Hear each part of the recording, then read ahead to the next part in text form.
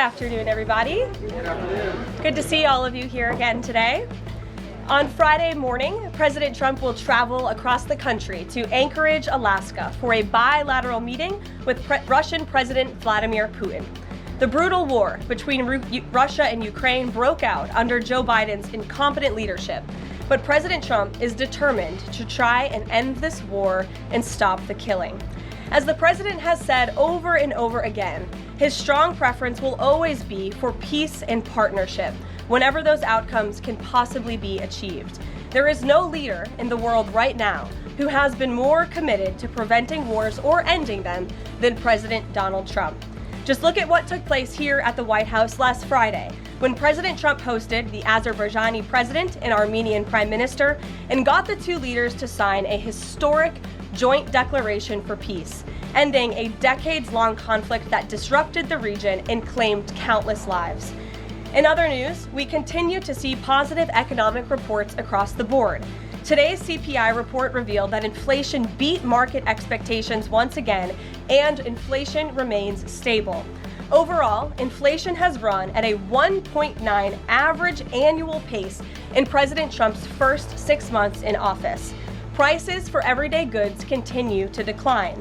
Energy prices fell in July, including gasoline, which is down nearly 10% over last year, and propane, which is down 2.5% over last year as well. Egg prices fell once again in July and are down 20% since President Trump took office. Shelter inflation, the largest contributor to overall inflation, is at its lowest level since October of 2021. Wage growth for American workers is beating inflation once again. As inflation declines, this administration continues to be wholeheartedly committed to putting more money back into the American people's pockets. American real wages are up 1.3% over last year and have increased each month since President Trump took office. And small business optimism, according to this morning's report, has also reached a 5-month high. Ignore the panicans and trust in President Trump. That is our motto here at the White House. The America First economic agenda is working. On another matter, yesterday, President Trump took bold action to finally restore law and order right here in our nation's capital.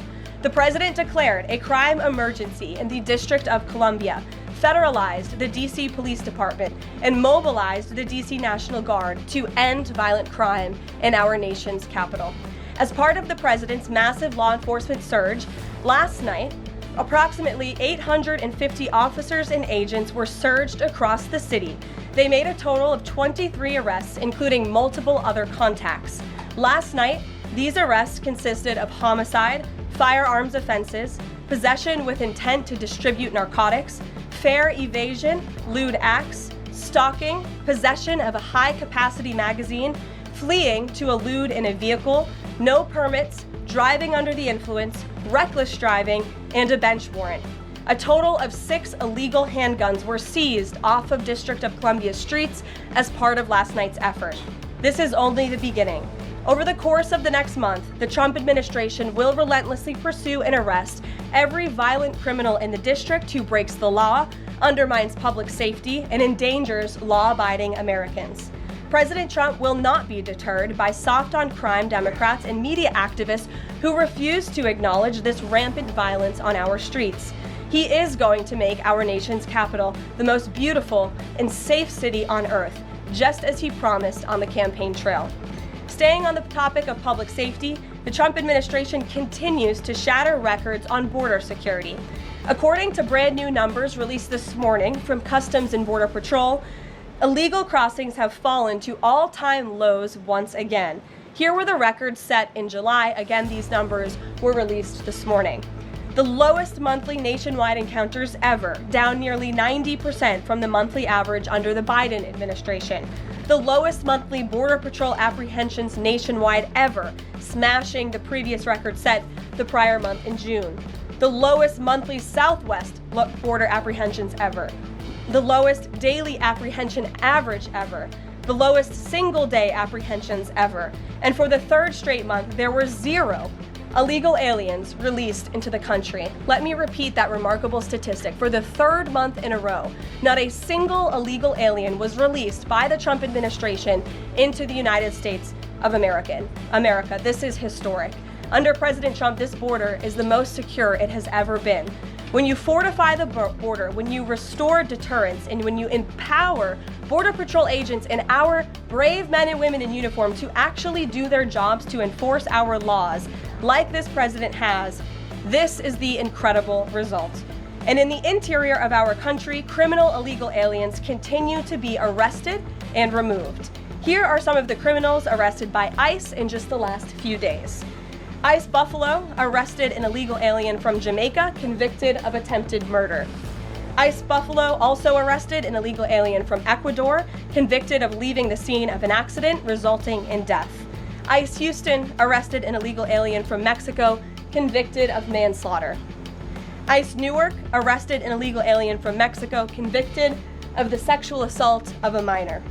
ICE Dallas arrested an illegal alien from Mexico convicted of assault causing bodily injury. And already the Trump administration has arrested more than 300,000 illegal aliens in 2025. Again, more than 300,000 illegal alien criminals have been arrested in the interior of our country in the first 6 months of this administration. And despite many false reports in the media, nearly 70% of these arrests have been criminal aliens with criminal charges or prior convictions. This is success all around. This is removing the most dangerous public safety threats from America's communities and returning these individuals to their home countries. So there's been success all around. I'm sure you have a lot of questions today. I'm happy to get to them, so let's get started. And as always, we'll start with our new media seat, who is our podcast host today, Benny Johnson. Benny, why don't you kick us off, and thanks for being here. Thank you, Caroline. As a DC resident of 15 years, I lived on Capitol Hill. I witnessed so many muggings and so much theft. I lost track. I was carjacked. I have murders on my Ring camera and mass shootings. I witnessed a woman on my block get held up at gunpoint for $20, and my house was set ablaze in an arson with my infant child inside. And so to any reporter that says and lies that DC is a safe place to live and work, let me just say this. Thank you. Thank you for making the city safe, because no parent should have to go through what my family went through, having the fire department rip open their door to save their infant child. And so thank you for your work on securing this city. My question to you is this. Nancy Pelosi has attacked the president for deploying the National Guard to the city, saying that it is to cover for his incompetence. Hillary Clinton has also attacked the president for securing the city of Washington, D.C. I'd like to get your response to Nancy Pelosi and Hillary Clinton. Sure. Well, first of all, Benny, I'm so sorry that happened to you and your family. There have been, unfortunately, far too many victims of crime in this city, and I know the majority of residents in the District of Columbia agree with you. In fact, a new poll from the Washington Post I was reading this morning, this was released in May of 2024, so it's quite funny how many of you in the media agreed with what the president was saying yesterday, but now once the president says it, many of you are disagreeing with him. But this poll released by the Washington Post found that 65% of district residents think crime is an extremely serious or a very serious problem, and this was up from 56% last year. So the concern that you share with so many other residents in the District of Columbia is real, and that's why this president is taking action to address it. To get to the heart of your question, I think it's despicable that Democrats cannot agree that we need more law and order in a city that has been ravaged by violence, crime, murders, property theft. This should be a winning issue for all Americans. I don't understand. It's just anything President Trump does, the Democrats want to disagree with. I think the president would love to work with Democrats on this issue to bring law and order to America's cities, but unfortunately they have failed, and that's why he's taken this historic action to federalize the National Guard. And as you're seeing from last night's numbers, we already have seen success. We are removing violent offenders, we are arresting criminals, and we are removing drugs and firearms off of the streets of the city to make it safer for all of its residents. Just a very quick follow-up to that. Given the heroic actions of a member of this administration just a few blocks from this building, will the president consider giving the Presidential Medal of Freedom to Big Balls? I haven't spoken to him about that, but perhaps it's something he would consider. I'll ask him and get back to you, Benny. Thanks for being here. Gabe. Thank you, Caroline. Regarding the President Trump summit on Friday, Why not invite Ukrainian President Zelensky to that summit? I know the president said yesterday that he planned to speak with him right after the summit and even before. But why not invite Zelensky? And whose decision was it to not invite him? Was it the president or was it President Putin? Well, this meeting came about because the president of Russia asked the president of the United States to meet through his special envoy, Steve Witkoff, who, as you all know, traveled to Russia to have a conversation with Putin at his request. And so the president is agreeing to this meeting at the request of President Putin. And the goal of this meeting for the president is to walk away with a better understanding of how we can end this war. And the president said at this podium yesterday when he joined all of you in the room that he hopes in the future there can be a trilateral meeting with these three leaders to finally bring this conflict to an end. But this administration has really used every lever, has taken every measure to achieve peace through a diplomatic solution. And I think the president of the United States getting in the room with the president of Russia, sitting face to face rather than speaking over the telephone, will give this president the best indication of how to end this war and where this is headed. And another question on something that happened yesterday, but I wanted to get the White House response. A judge ruled that the grand jury transcripts in Ghislaine Maxwell's case should not be released. What's the White House response to that? And do you plan to appeal? And what do you tell President Trump's supporters who want that information released? We think that decision is unfortunate. Of course, we moved to unseal that information because the president has said he wants to see credible evidence released. As for the appeal process, I would defer you to the Department of Justice for that.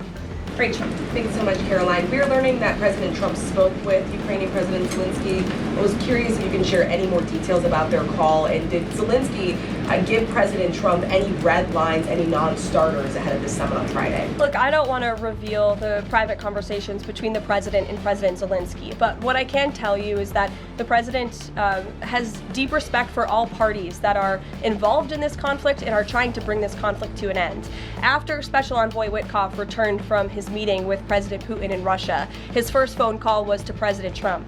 And President Trump's first phone call was to President Zelensky and to our friends in Europe to keep everybody in the loop about where the United States can see moving the ball forward to end this conflict. And so we continue to be very much engaged with President Zelensky and the Ukrainians, but also our allies in Europe as well. And then just one more for you. How does the president measure success coming out of this meeting? The president at times has suggested that Putin might be tapping him along.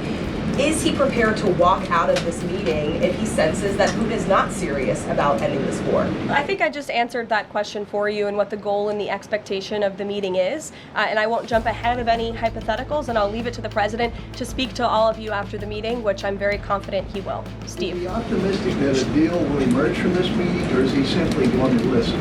I think this is a listening exercise for the president. Look, only one party that's involved in this war is going to be present. And so this is for the president to go and to get, again, a more firm and better understanding of how we can hopefully bring this war to an end. Caroline, how did you settle on Alaska as the site for this? So there were some other sites being discussed. This is like it was a midpoint between the two leaders? There were many sites discussed, but of course Alaska is a state within the United States of America. So the president is very honored and looks forward to hosting President Putin on American soil.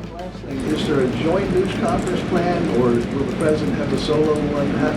What sort of scheduling stuff? Yeah, the mechanics and the scheduling, Steve, are still being ironed out. For Friday, we're working with our Russian counterparts to put those plans into action, and of course we'll keep you all apprised on the logistical details of Friday as soon as we get them. Charlie? The president said at the podium yesterday twice that he was planning to go to Russia. Was that a verbal slip-up, or does he actually plan to go to Russia? Perhaps there are plans in the future to travel to Russia, and on Friday the president will be meeting with the Russian President Vladimir Putin in Alaska, as you know. Phil? Last week, the president said the CEO of Intel was highly conflicted, seeming to cite his past investment with Chinese companies that were doing business with the Chinese military. Yesterday, he called his meeting with that CEO a success. So what can you tell us about what the Intel CEO said to President Trump that changed his mind? The president put out a statement that you cited, Phil. I will leave it at that. He shared his thoughts on that meeting and how it went, and for any further comment on that, I'll leave it to him to make. Will the Bureau of Labor Statistics continue to put out monthly jobs reports? Well, look, what I'll tell you about the Bureau of Labor Statistics, I believe that is the plan and that's the hope, and that these monthly reports will be data that the American people can trust. As you know, the Bureau of Labor Statistics has made massive revisions after the last several reports that they have put out. And there has certainly been a decline in the quality and the reliability of data coming from the Bureau of Labor Statistics, and there's been an increase in revisions. And this president and the administration is finally tackling this problem that so many have talked about, and the president is actually doing something about it. We need to restore new leadership that we can trust. As you know, the president has appointed someone new to take over the BLS, and so we need to look at the means and the methods of how the United States is acquiring this very important data, and all of that is going to be done, and the goal, of course, is to provide honest and good data for the American people to make very important economic decisions on. Michael. Thank you, Caroline. Two questions, if I may. The president has talked about land swaps between Russia and Ukraine. Vladimir Putin says he wants Russia to hold on to Russian-occupied territory in eastern Ukraine. Is the White House at all concerned about the messaging that potentially giving over or allowing for Russia to maintain its occupied territory in eastern Ukraine, what that might say to other U.S. adversaries like China? Look, right now, the President of the United States has done more to end this war than his predecessor, Joe Biden, who allowed this war to take place. This war, don't forget, happened at the result of the weakness and the incompetence of the previous administration. And so the president inherited this conflict, and he is determined to end it. And it's a very complex and complicated situation. As for the details of the plans that have been kind of tossed back and forth, I won't get into those, and I will let the President of the United States discuss those plans with the President of Russia, with our European allies, and the President of Ukraine, Zelensky himself as well. Sure, go ahead, in the green. Thank you, Caroline. As far as the policing and security operations in DC, Speak up. Is there a timeline? Do we know what success looks like? And is it going to last longer than 30 days? And also, is there going to be an immigration enforcement aspect to this?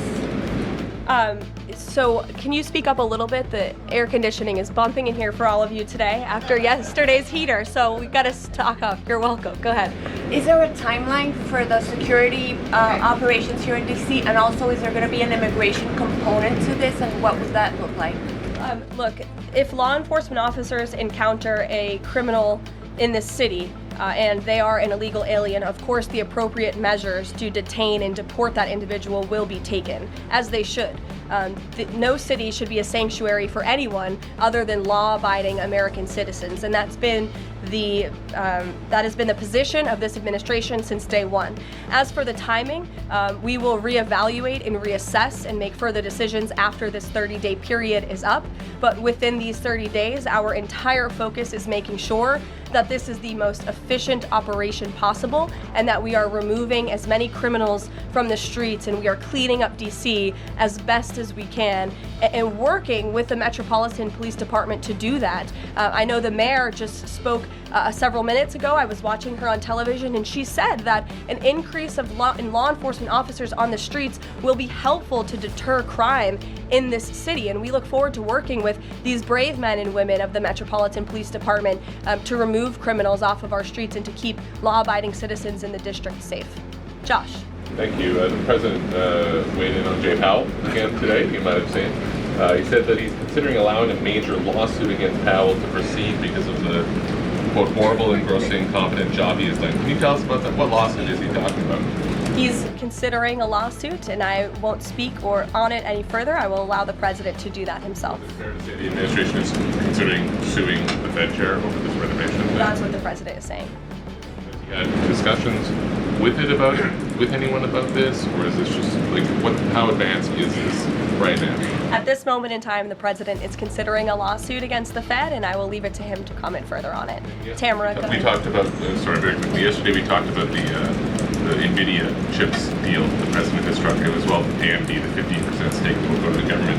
Do you have any detail on how that came about? The president said he asked for 20% from NVIDIA. Did he make the same 20% ask to AMD, and or is this something the administration is looking to do with other either chips or products going forward? Is this a model that wants to build on? Well, look, right now it stands with these two companies. Perhaps it could expand in the future to other companies. I think it's a creative idea and solution. The legality of it, the mechanics of it is still being ironed out by the Department of Commerce, and I would defer you to them for any further details on how it will actually be implemented. But again, this was another idea of the president and his brain trust on his trade team to try to, get good deals for the American people and the American taxpayer. The report that China is discouraging use of the H20 to some companies. Census were reporting that overnight there was private guidance sent to companies not banning the chip but urging them to steer away from it. I wonder if you have any response to that. I haven't read the report. I will, and we'll get you a comment on it. Tamara. Thank you. Last week, the meeting with Putin was sort of described potentially as an opportunity for a deal. Now it's a feeling out.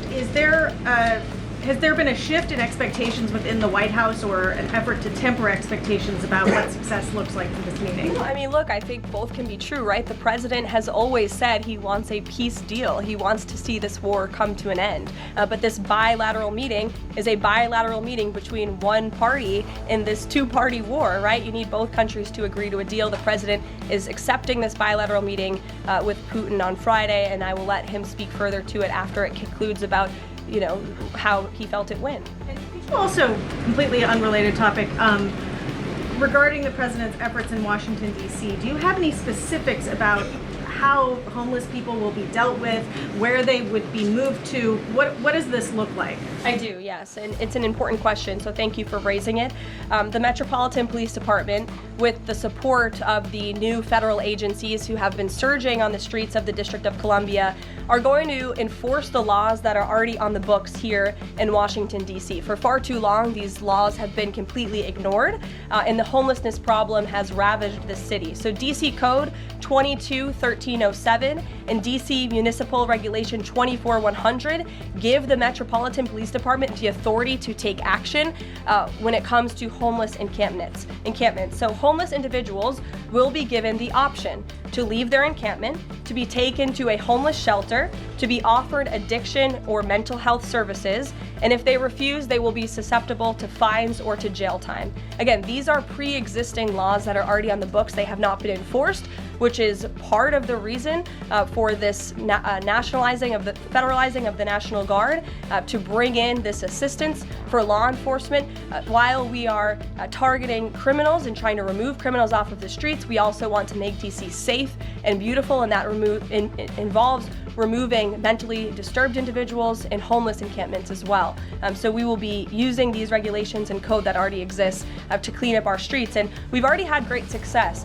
Not many of you picked up on this, but the United States Park Police has actually done remarkable work in terms of removing homeless encampments from the city. Since the president signed this executive order in March, 70 homeless encampments have been removed by the U.S. Park Police. There are only 2 homeless encampments remaining in D.C. federal parks under the National Park Service's jurisdiction, and the removal of those 2 remaining camps is scheduled for this week. So the U.S. Park Police will be leading this effort alongside MPD. Just very quickly, he had talked in one of his social media posts about moving them very far outside of the city. Is that off? No, it's not off. We're exploring how we could do that. But again, homeless shelters, offered addiction and mental health services, or jail if they refuse are the options on the table right now. And we'll continue to explore that option. Sure. Thank you so much, Caroline. President Zelensky said moments ago that he thinks Russia is preparing for a new offensive on at least 3 different areas of the front line. Is this something that you could confirm based on U.S. intelligence? And if the president sees that Putin is indeed planning major new offensive or moving troops, would he call off the meeting on Friday? I'm not in a position to confirm or deny or comment on that intel at this time. Monica. Thanks, Caroline. My question involves Russiagate. A whistleblower alleges that then Congressman Adam Schiff approved leaking classified information to smear President Trump's image during the Russiagate scandal. Does the president plan to investigate Adam Schiff, and what would accountability look like if more information confirms this report? The president has already said he wants to see Adam Schiff held accountable for the countless lies he told the American people in relation to the Russiagate scandal. I brought Tulsi Gabbard out to this podium to talk to you about all of that, and this administration is taking accountability very seriously. As for this new FBI whistleblower report, I understand Kash Patel last night declassified a 302 FBI document showing that a whistleblower who is a Democrat, a career intelligence officer who worked for Democrats on the House Intel Committee for more than a decade, repeatedly warned the FBI in 2017 that then Rep. Adam Schiff had approved leaking classified information to smear then President Donald Trump over the Russiagate scandal. This is obviously a bombshell whistleblower report. Hopefully more people in this room will cover it as such. And I have a quote from the FBI director for all of you. He has said this: "For years, certain officials used their positions to selectively leak classified information to shape political narratives. It was all done with one purpose: to weaponize intelligence and law enforcement for political gain. Those abuses eroded public trust in our institutions. The FBI will now lead the charge with our partners at DOJ, and Congress will have the chance to uncover how political power may have been weaponized and to restore accountability." That's what the administration is focused on, and hopefully we'll see some more media reports on this whistleblower allegation. If this were reversed, if this were allegations against the president or any of these cabinet officials, I'm sure everyone in this room would cover it as such. Elizabeth, go ahead. Thanks, Caroline. After yesterday's action to federalize the DC police, is the president still interested in working with Congress to end the Home Rule Act, something he's talked about in the past? Senator Mike Lee has a bill on it. Is that something he's still interested in? The president is very much still interested in working with Congress to address many of the issues that have plagued Washington, D.C., such as the cashless bail policy, which has been a complete disaster for the city. Juvenile delinquency is another major problem in the city that Congress can address. So I know Congress is on recess right now. When they get back to work to Washington, this president looks forward to having these conversations with our friends on Capitol Hill so we can work with them to make D.C. safe and beautiful again. And again, we encourage Democrats to join us in this effort. Perhaps their approval ratings would move up a little bit if they did. I saw a new poll today. Democrat approval rating is at an all-time low, 32%. If they could just stand by the basic notion of law and order, perhaps they would see that tick up a bit, and we welcome them to do that. Dasha. Thanks, Caroline. President Trump yesterday at this podium indicated this, so has NATO Secretary General Mark Rutte, that in order for peace to happen, it is very likely that Ukraine will have to cede some land to Russia. Zelensky has repeatedly said no land for peace. That's not going to happen. Has this administration communicated to Zelensky that he's going to have to change that position? Look, I appreciate you're asking that question in a different way than your colleague Michael in the back. I don't want to get into the details of these negotiations and these discussions that have taken place out of respect for where we are right now, and I'll let the president speak on it further if he wishes to. More about Israel. Sure. I know the president has had a call with Prime Minister Netanyahu recently. Netanyahu is planning to seize the remainder of Gaza City. What is the administration's position on this move by Israel's government? Look, this is an incredibly complex and complicated war that, again, was inherited by this president, by his predecessor, Joe Biden. October 7th was one of the worst days in history. We saw innocent people slaughtered, murdered, kidnapped by Hamas terrorists.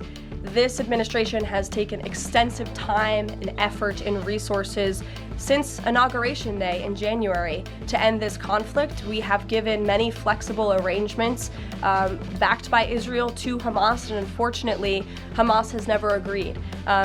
Looking ahead, I will let the president speak on where he sees this going, but this is, of course, an incredibly complex and complicated situation. The administration has made our goal clear. We want to see this conflict end. We want to see the hostages released, and we've tried.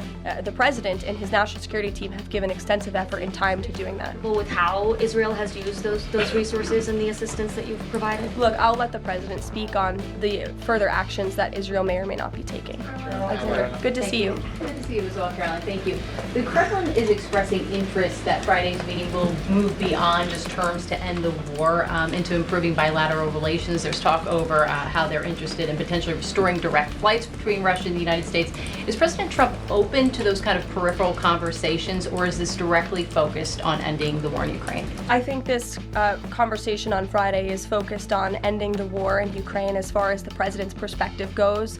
Those conversations conversations I think the president is interested in having, but his main priority right now is ending this war and to stop the killing that has gone on for far too long. You're welcome.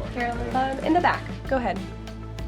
Yeah, 2 questions on the economy. So first, we've had small businesses tell us that it's not foreign exporters who are eating the tariffs, it's them.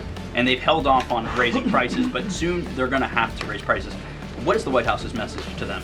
The White House's message to our small business owners across the country is you have never had a better ally or friend or supporter in this White House than President Donald Trump, who is a businessman himself, who understands your concerns and who wants to restore wealth back to our country through the powerful use of tariffs. And that's what he's focused on doing, while simultaneously driving down costs. You have to remember, we are 6 months into this administration, and we had a president who had no business experience, had no idea what he was doing, and who funneled billions of wasteful spending dollars into our economy, which created the worst inflation crisis in a generation. Now this president is focused on tackling inflation, deregulating, cutting costs, cutting red tape to make it easier for small business owners to thrive. And again, the economic indicators show that we are moving in the right direction. In January, when this president showed up to the White House, the 6-month annualized core inflation rate was 3.7%. Today, 6 months later, the 6-month annualized core inflation rate is 2.4%. So we are trending in the right direction. Moving forward, since President Trump took office, for another 6 months, inflation will be tracking at 1.9%.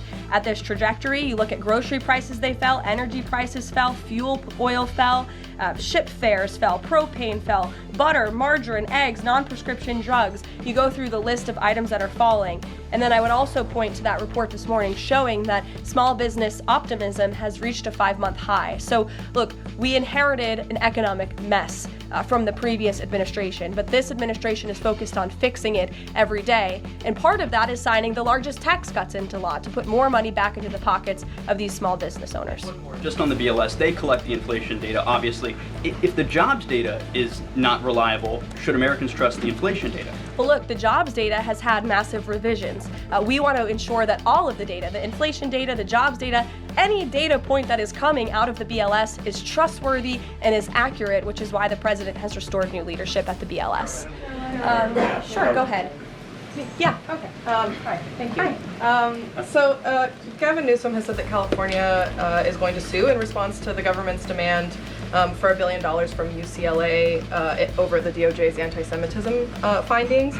Newsom has called this extortion and ransom, so I'm wondering what the White House's response is to Newsom on UCLA. Bring it on, Gavin. This administration is well within its legal right to do this, and we want to ensure that our colleges and our universities are respecting the First Amendment rights and the religious liberties of students on their campuses, and UCLA has failed to do that. And I have a whole list of examples that I will forward to Gavin Newsom's press office if he hasn't seen them himself. Brett. Thanks, Caroline. What was the reason that President Trump chose to move on from Billy Long as IRS commissioner? Look, I think the president wants to see Billy Long as the ambassador to Iceland. As you know, that is where he will be headed. And the president loves Billy Long, and he thinks that he can serve the administration well in this position. For now, Secretary Scott Bessent will be the acting IRS commissioner. Timeline for announcing a new pick? Go ahead. Thank you. Ed, go ahead, but then in the back. Yes. Go in the back first. Okay, sure. Thanks, Caroline. One foreign policy and then one domestic question, if I may. There are roughly 30,000 children from Ukraine who have reportedly been abducted and are kind of dispersed around Russia. They've been showing up on these websites for adoption. Is their return a red line for the president in any deal ending the war? The administration is aware of these reports. I don't want to set red lines for the president on his behalf from this podium. However, the president did encourage Ukraine and Russia to speak directly to one another in terms of these humanitarian issues, and we have seen progress. You have seen prisoners of war swapped between these two countries as a result of these direct talks, as well as children, and that remains a concern, but it's one that Russia and Ukraine need to iron out together, which is why this president has encouraged them to speak. Okay, and then if I can, sure. The DC action real quick. The president said yesterday that this is a model federalizing the National Guard that could be used to combat really high rates of crime in other cities like Chicago, LA, Baltimore. What sort of authority would he have to deploy forces like that, absent the Home Rule Act? Look, the president is speaking about what he'd like to see take place in other cities around the country. Right now, this administration is focused on making DC safe and beautiful again. When the time comes, we'll talk about that. But I will note that the president wants to see all of our nation's cities be safe. But I think starting with our nation's capital is a great place to begin, and it should serve as a model for the rest of the country. Ed. Just to bind up a few of the DC things, because a lot of them have been asked, but in talking with Congress about potential changes to home rule and whatever else, would he also push the House to finally pass DC's budget so that it has access to all that money that it does need for policing, for schools, and for other services here in the city? Yes, and as you know, he has done that. He put out a statement calling on the House to take up the Senate's legislation, and he stands by that position. Let me take you back to something from last month. You guys announced the president was diagnosed with chronic venous insufficiency after his legs were seen swelling. How's he being treated for that? And while you were upfront about those health issues, curious if the White House would be willing to let us speak with his physician directly about those health issues. I know there were a lot of concerns about the last White House not making the physician available. Would the physician be available in this case? I don't want to make that commitment on behalf of the physician, but it's certainly something we can look into and explore out of the effort of transparency, because unlike the previous White House, there is nothing to hide. You guys see this president working around the clock, literally 24/7, all of the time, and I will be happy to look into that request. Can we at least get an update on how he's being treated for the swelling legs and for the hands and the other issues? Look, you see the president every day. He's moving, he's working, he's continuing. There have been no adjustments made to his lifestyle. Thanks, Caroline. I have two questions, one on DC, but on the Putin meeting on Friday, does the president plan to meet with Putin one-on-one? Yes, that's part of the plan. And as for the other mechanics and logistics, I will let our team speak to that when they're ironed out. And on what's happening in DC with the federal takeover, what we've heard from the mayor and the police chief is that their understanding is there has been no change in the leadership structure.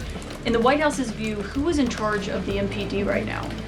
If you read the executive order, it will tell you. The leadership structure is as follows. We plan to work with the Metropolitan Police Department, but ultimately the chain of command is as such. The President of the United States, the Attorney General of the United States, our DEA Administrator, Terry Cole, who is now serving ahead of the Chief of the Metropolitan Police Department. And they will be working together. Nope, Terry Cole, as you heard from this briefing room yesterday, is in charge of the Metropolitan Police Department, and he's working with the Chief to ensure that law enforcement officers are allowed to do their jobs in this city.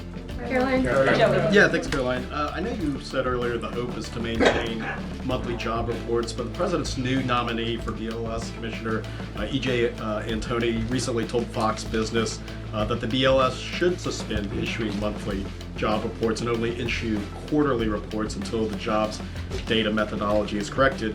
So does the president disagree with that assessment that his nominee is said there, or suspending these monthly job reports a real option? I think he floated the idea of possibly suspending until they can get the data and the methodology in order. And this president wants to ensure that the BLS, again, is putting out accurate and honest data that the American people can trust. Since you brought up the new commissioner, he holds a master's and doctor's degree in economics from Northern Illinois University. He's the chief economist in the Heritage Foundation's Center for the Federal Budget. And in addition to his work at Heritage, he has multiple other roles. He's been widely renowned for his work on economic issues. He's been called before Congress to testify as an economic expert. So he's a qualified individual, and the president trusts him to lead this important department. Take a couple more questions. Sure, go ahead.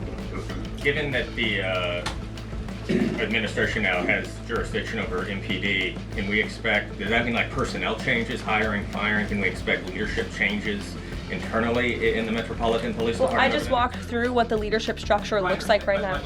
Within the uniformed police department, right? I mean, does that mean that the Attorney General, others kind of have the ability to make those personnel decisions? I would imagine it means they have the ability. As for any changes, I'm not tracking any. Again, we look forward to working alongside the Metropolitan Police Department, and we did that last night successfully, and we hope we could do that for the next 29 nights.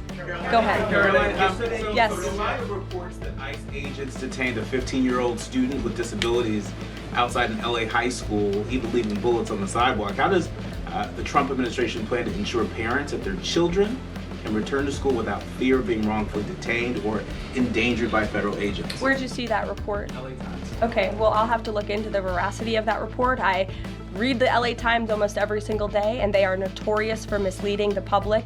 I'm sure there's more to that story than the way that you just characterized it. This administration wants to ensure that all school children across the country in every city, from Los Angeles to DC, can go to school safely, and that's part of this administration's effort to federalize the National Guard in Washington, to ensure that ICE is removing child predators. I just read you a list of a handful, just a handful, of the hundreds of thousands of child predators that this administration is removing off of the streets of Los Angeles and every other community across this country.